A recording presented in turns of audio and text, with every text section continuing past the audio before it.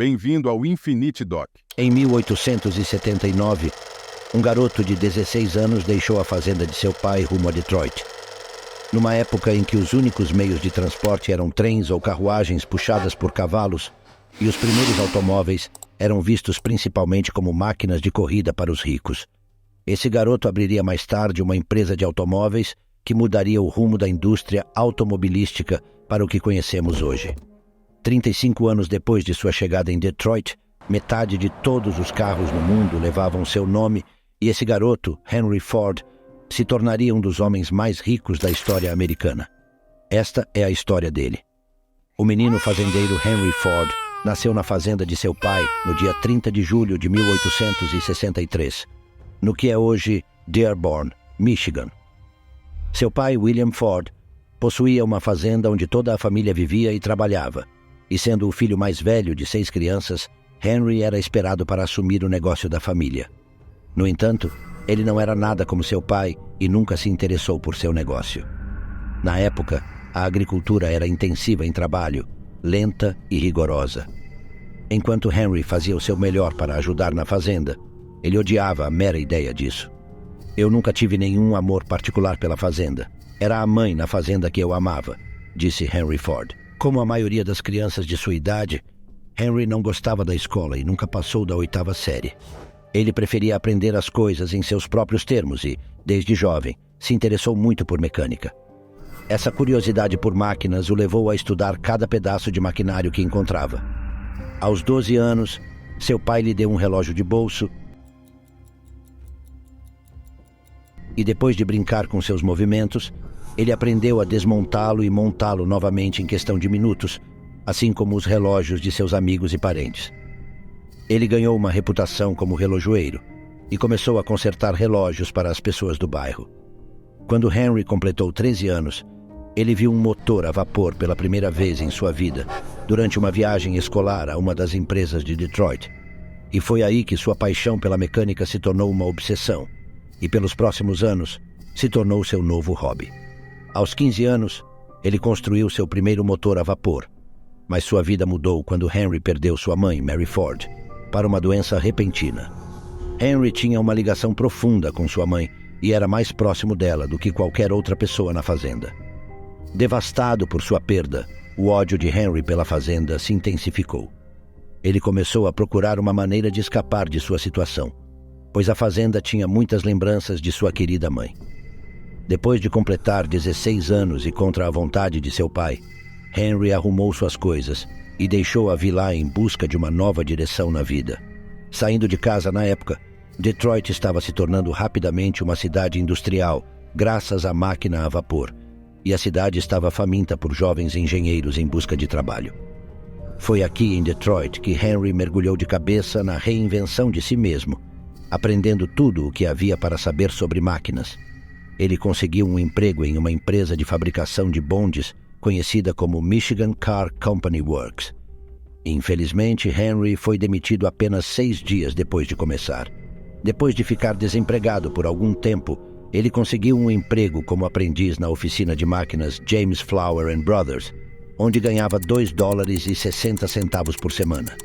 Mas isso não era o suficiente para cobrir seu aluguel, então Henry fez bom uso de sua obsessão de infância. Ele conseguiu um emprego noturno como joalheiro, limpando e consertando relógios 6 horas por noite e 6 dias por semana por $3 semanais. Apesar de juntar tantos empregos para sobreviver, Henry ainda estudava e experimentava máquinas sempre que tinha tempo livre. Em 1882, quando completou 19 anos, Henry Ford decidiu voltar para casa, em Michigan. Ele ainda odiava a agricultura, então fez muito pouco trabalho lá e passou a maior parte do tempo brincando e experimentando as máquinas que encontrou na fazenda. Felizmente, seu pai havia comprado um motor a vapor portátil que rapidamente se tornou uma norma entre os agricultores.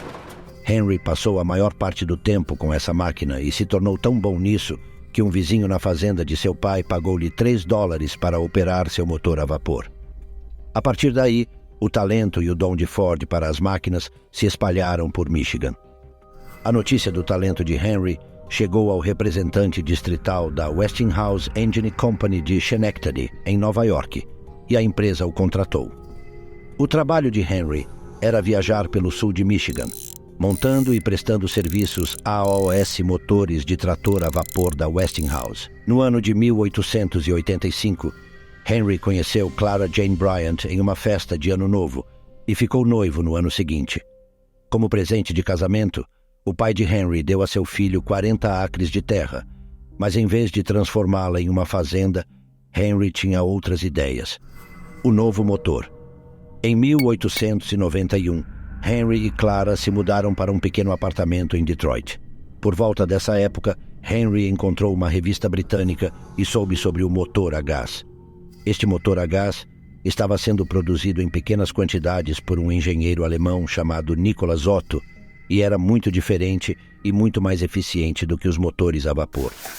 Por um lado, eles não precisavam de 30 minutos para ligar, porque o motor fazia toda a combustão necessária internamente. Embora este novo motor estivesse se tornando muito popular na Europa, apenas algumas pessoas tinham ouvido falar dele na América. Felizmente para ele encontrou alguém na cidade que possuía um. Henry imediatamente se apaixonou pelo motor a gás, mas não conseguia entender como funcionava, e o fato de o motor a gás ser alimentado por uma faísca elétrica piorou as coisas. Sabendo que precisava aprender mais sobre isso, Henry se candidatou a um emprego como engenheiro noturno na Edison Illuminating Company por um salário de $40 por mês. Na época, a empresa era a maior empresa elétrica de Detroit e estava gerando eletricidade para 1.000 casas na cidade usando um motor a vapor, o que tornava Henry mais do que qualificado para trabalhar lá. Seu trabalho era principalmente consertar o motor sempre que quebrava ou desenvolvia uma falha, mas quando estava funcionando bem, ele não tinha muito mais o que fazer.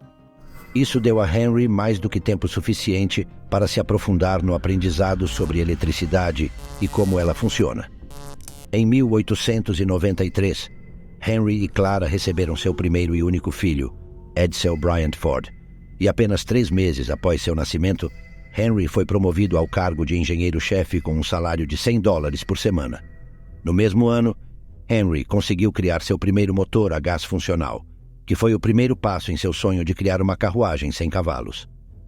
Não foi até o dia 4 de junho de 1896, exatamente às 1h30 da manhã, quando ele finalmente completou seu carro experimental usando um motor a gás. Ele o chamou de quadriciclo. O quadriciclo era essencialmente uma contrapção rudimentar, que consistia em 2 bicicletas colocadas lado a lado, e era alimentado por um motor a gasolina. Embora o experimento tenha sido bem sucedido, ele teve alguns problemas próprios. Este carro experimental tinha 2 marchas. Nenhuma delas era para trás ou para frente. Mas o maior problema era que ele não tinha sistema de resfriamento e, portanto, o carro estava propenso a superaquecer depois de funcionar por um tempo. Henry fez vários ajustes no carro, mas o mais notável foi a adição de um sistema de resfriamento ao veículo. Ele mais tarde vendeu o veículo por $200 e usou o dinheiro para outro grande projeto.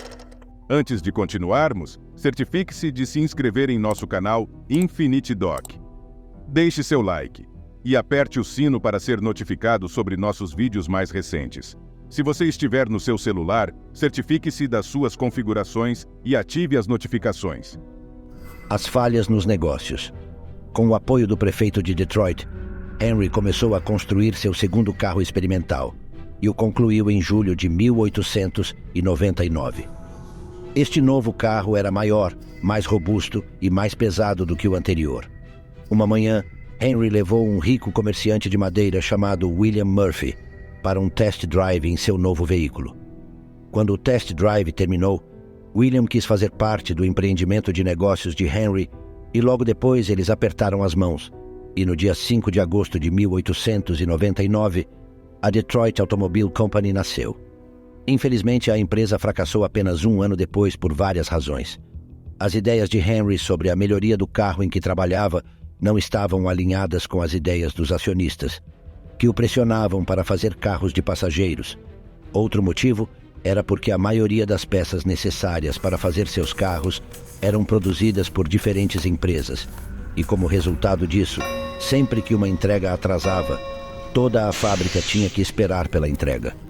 Isso atrasava a produção por um tempo significativo. Seu primeiro carro, que ele chamou de carrinho de entregas, levou 6 meses para ser feito, e apenas 20 deles foram feitos durante os primeiros 2 anos de existência da empresa. Como resultado de tudo isso, Henry foi demitido de seu cargo. Mas mesmo com o fracasso de sua primeira empresa, ele permaneceu otimista. Falhar é simplesmente a oportunidade de começar de novo, desta vez de forma mais inteligente. Henry estava aliviado quando foi demitido, pois havia menos pressão sobre ele, e agora ele poderia se concentrar em outras coisas. Henry decidiu voltar sua atenção para os carros de corrida. A razão era simples. Os carros de corrida se tornaram um esporte muito popular nos Estados Unidos, e Henry queria uma plataforma para mostrar seus carros e sua qualidade. E além disso, apesar de conhecer muitas pessoas muito populares na cidade, nem muitas delas estariam dispostas a investir em suas ideias depois do que aconteceu com a Detroit Automobile Company. 1 ano depois, o novo carro de corrida projetado por Ford derrotou o veículo do fabricante de automóveis de Cleveland, Alexander Winton, bem como o principal piloto de corrida nacional, Grosse Pointe. O veículo de 26 cavalos de Henry se tornou o assunto da cidade, e esse tipo de popularidade deu a AOS investidores a confiança de que precisavam para apoiar Henry pela segunda vez. O resultado foi o nascimento da Ford Motor Company, com Henry como engenheiro-chefe. Não muito tempo depois, a posição de Henry estava novamente pendurada por um fio. A razão era porque Henry continuava trabalhando na fabricação de carros de corrida, o que enfureceu seus investidores. Eles queriam que ele criasse carros de passageiros que pudessem vender para as massas, e por isso trouxeram outro Henry Martin Leland, para fazer o seu trabalho. Ford ficou irritado por terem trazido outra pessoa para ocupar seu lugar, e por isso deixou a empresa. Em sua autobiografia, Henry é citado dizendo: "Eu renunciei, determinado a nunca mais me colocar sob ordens." Henry Leland, por outro lado, seguiu os desejos de seus investidores e foi criar o que hoje conhecemos como Cadillac. Com Henry Ford fora, o nome da empresa foi mudado de Ford Motor Company para Cadillac Motor Company. Henry e um ex-ciclista de corrida chamado Tom Cooper continuaram construindo carros de corrida. Em 1902, eles produziram o Ford 999, um carro de 80 cavalos que foi dirigido por Barney Oldfield, um ex-corredor de bicicletas que nunca tinha dirigido um automóvel na vida, superando o carro de Winton novamente. Em 1904, o novo carro de Henry quebrou todos os recordes americanos, dirigindo a uma velocidade máxima de 91 milhas e 4 décimos por hora. Com esses recordes e vitórias, Henry se estabeleceu como o melhor designer americano de carros de corrida. Com essa reputação, ele sabia que seria apoiado novamente por investidores sempre que estivesse pronto para iniciar sua terceira empresa, Ford Motor Company. Com o apoio e o financiamento de 11 investidores, especialmente um negociante de carvão de Detroit, Alexander Young Malcolmson, a terceira empresa de Henry ganhou vida. A empresa foi inicialmente chamada de Ford e Malcolmson Limited, mas foi posteriormente alterada para Ford Motor Company em 1902. Depois de falhar em suas 2 primeiras tentativas, ele estava determinado a não falhar novamente. Ford voltou sua atenção para criar um veículo que fosse acessível para o homem comum. Veja, naquela época, possuir um veículo era um luxo que só podia ser proporcionado pelos mais ricos. A razão era que esses veículos eram feitos por engenheiros extremamente qualificados e a maioria dos carros feitos eram estritamente para corridas.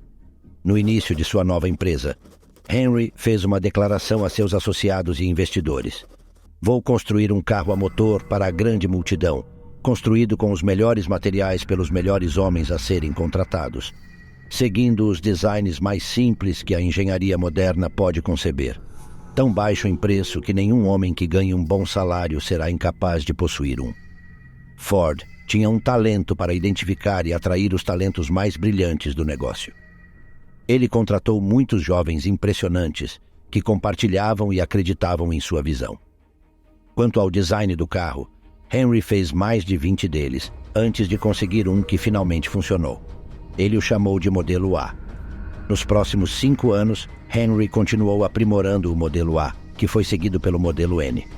Mas nesses 5 anos, o que realmente mudou não foram as melhorias de seus designs, mas como eles estavam sendo feitos. Uma das coisas que Henry aprendeu com seus negócios fracassados foi a importância de ter um fabricante responsável por fornecer a maior parte das peças de que ele precisava para construir seus carros. Então, ele encontrou uma oficina de máquinas em Detroit para fazer exatamente isso. Um dia, durante uma viagem a Chicago, Henry testemunhou o conceito de linha de montagem em um matadouro, e foi aí que uma ideia brilhante veio a ele. Se ele pudesse incorporar a mesma ideia na construção de seus carros, ele poderia fazer mais carros em um dia.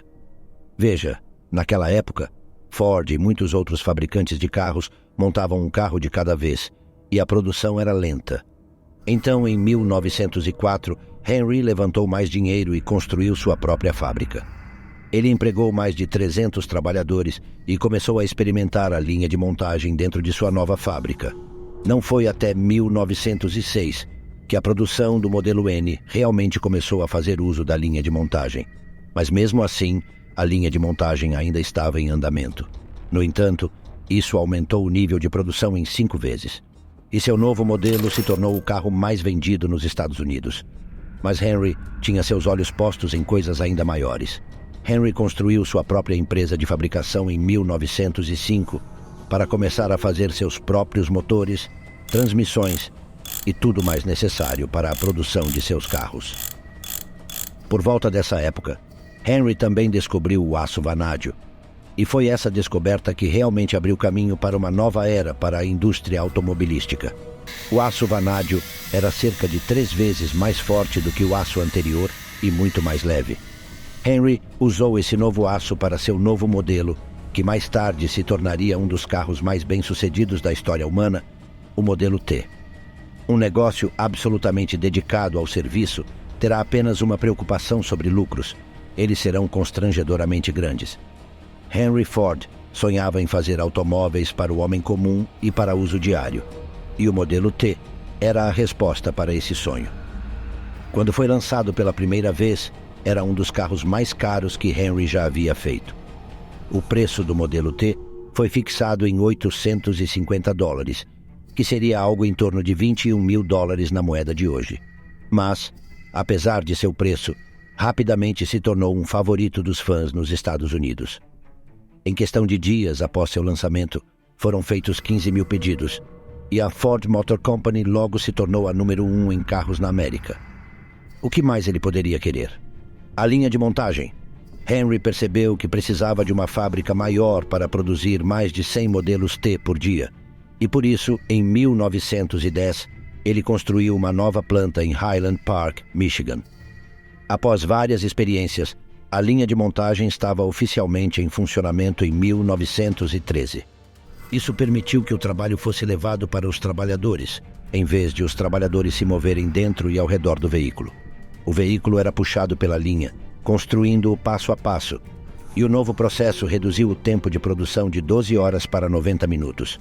Em 1914, sua taxa de produção de mais de 300 mil veículos era mais do que todos os carros produzidos por outros fabricantes de carros combinados. Entre 1910 e 1916, o número de modelos T produzidos passou de 20 mil para quase 1 milhão. Até então, cerca de metade de todos os carros na Terra eram Fords. Henry tinha outro plano brilhante que o faria se destacar no mercado automobilístico. A cada ano, o número de saída de produção do modelo T aumentava. Então ele reduziu o preço do carro. Na verdade, até 1916, o preço do modelo T, que uma vez foi vendido por $850, agora estava sendo vendido por menos de 400. Mas essa não foi a única estratégia brilhante que Henry adotou. Veja bem, apesar de Henry ter inaugurado a era do automóvel na América com a linha de montagem, muitos de seus trabalhadores não estavam felizes com essa inovação. Muitos trabalhadores achavam entediante fazer a mesma coisa repetidamente, e os artesãos qualificados entre eles achavam seu novo trabalho insultante, pois lhes eram atribuídas apenas 2 tarefas, em vez de construir um carro inteiro. Como resultado, os trabalhadores começaram a deixar a Ford para trabalhar para outras empresas. Para combater isso, Henry dobrou o salário dos trabalhadores, elevando-o para $5 por dia. Muitas empresas riram dessa medida, acreditando que ela rapidamente levaria a empresa à falência, mas fez o oposto. Mecânicos de todo o país voaram para Detroit em busca de salários mais altos. Acreditamos em tornar 25 mil homens prósperos e contentes, em vez de seguir o plano de fazer alguns escravos em nossos estabelecimentos multimilionários. Não só Henry Ford aumentou os salários dos mecânicos que agora trabalhavam para ele, mas também lhes deu 1 hora de folga do número de horas que eram obrigados a trabalhar. A mudança de turno permitiu que Ford contratasse um novo conjunto de trabalhadores para um terceiro turno e criasse uma operação de 24 horas. Logo, muitas outras empresas de automóveis tiveram que fazer o mesmo, com medo de perder seus trabalhadores para a Ford. Henry havia mudado o mundo dos negócios e da manufatura em todos os Estados Unidos. Há uma regra para o industrial e essa é: faça os produtos de melhor qualidade possível ao menor custo possível, pagando os salários mais altos possíveis. Em 1919, Henry Ford se cansou da interferência de outros investidores na empresa e decidiu comprá-los. O resultado foram vários milionários em Detroit, mas também fez de Henry Ford o único proprietário da maior empresa automobilística do mundo. Mais tarde, Henry fez de Edsel Ford, seu filho de 26 anos, o presidente de sua empresa, mas foi Henry quem realmente comandou o show. No entanto, o poder absoluto sobre a empresa veio com um preço que nem mesmo o homem mais rico da América poderia ignorar. Problemas no paraíso. Henry continuou a acreditar que o modelo T era o carro que a maioria das pessoas queria. Ele ignorou a crescente popularidade dos carros mais caros, mais elegantes e confortáveis, como o Chevrolet. Sendo o homem teimoso e obstinado que era, ele se recusou a ouvir outros executivos da Ford, ou mesmo seu próprio filho, Edsel, quando eles disseram que era hora de um novo modelo. No final da década de 1920, Henry não pôde mais ignorar as vendas em queda. Então, finalmente, decidiu encerrar a linha de montagem do modelo T e começou a projetar um carro totalmente novo. O novo modelo A foi lançado em 1927, mas esse novo carro não era mais produzido em Highland Park, mas em uma fábrica maior ao longo do rio Rouge, em Michigan. Em sua nova fábrica, Henry queria incluir todas as etapas envolvidas no processo de fabricação, desde a refinação de matérias-primas até a montagem final do automóvel, o que ele conseguiu. Tornou-se a maior fábrica do mundo, produzindo aço, vidro, pneus e outros componentes que entravam na construção dos carros. No entanto, o controle absoluto de Ford sobre a tomada de decisões não era mais a fórmula para o sucesso, e em 1936, a Ford Motor Company havia caído para o terceiro lugar no mercado dos Estados Unidos, atrás da General Motors e da Chrysler Corporation. Mesmo com o mais recente design inovador do motor V8 de Henry, não foi suficiente. As coisas só foram de mal a pior, e com a ascensão da Grande Depressão, a Ford foi forçada a demitir trabalhadores e baixar suas taxas. Em 1943, o filho de Henry morreu de câncer de estômago, e por isso ele continuou a administrar a empresa por mais 2 anos, antes de entregar o controle da Ford Motor Company ao seu neto, Henry II. Henry se aposentou em sua propriedade e mais tarde morreu de um derrame cerebral em 7 de abril de 1947. A vida é uma série de experiências, cada uma das quais nos torna maiores, mesmo que às vezes seja difícil perceber isso, pois o mundo foi construído para desenvolver o caráter, e devemos aprender que os reveses e as tristezas que suportamos nos ajudam em nossa marcha para a frente. Hoje, a Ford Motor Company tem um valor de mercado de cerca de $70 bilhões e continua sendo uma das maiores empresas de automóveis do mundo. Obrigado a todos por assistirem. Certifique-se de curtir o vídeo e se inscrever se gostou. Por enquanto, até a próxima.